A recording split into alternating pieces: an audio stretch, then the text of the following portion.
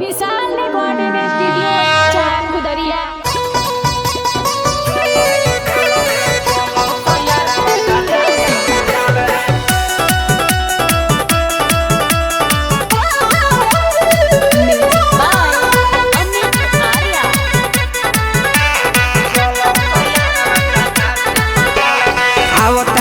के माई हंस के सवारी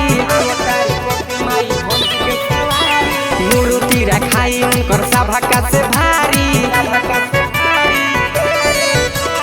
आओ तारीख के माई हंस के सवारी मूर्ति रखाई उनकर सभा से भारी आसन सजा के दिया जरा के आसन सजा के दिया जरा के लगावल जाई माई के ध्यान रे चलो सोयारा सजावे पंडाल रे चलो सोयारा सजावे पंडाल रे आओ तारीख के माई हंस के सवारी मूर्ति रखाई उनकर सभा से भारी आओ तारीख के माई हंस के सवारी मूर्ति रखाई उनकर सभा से भारी आसन सजा के दिया जरा के आसन सजा के दिया जरा के लगावल जाई माई के ध्यान रे चलो सोयारा सजावे पंडाल रे चलो सोयारा सजावे पंडाल रे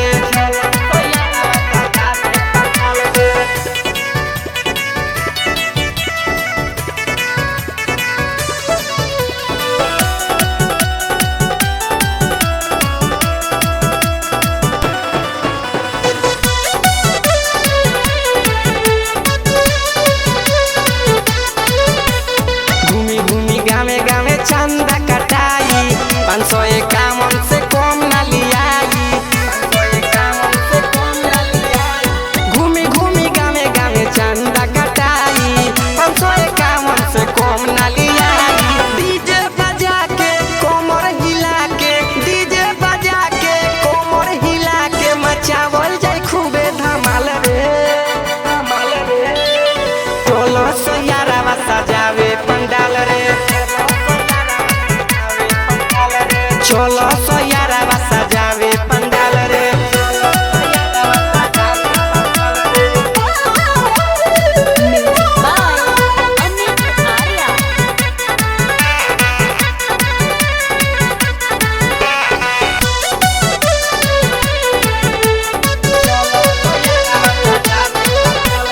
मास्टर मुकेश कराई प्रोग्राम रे हो जाई अपना गौवा के नाम रे मास्टर मुकेश कराई प्रोग्राम रे हो जाई अपना गौवा के नाम रे गाई विशालवा खूबे नचाई गाई विशालवा खूबे नचाई होकी फगुआ के ताल रे चलो सोयारा सजावे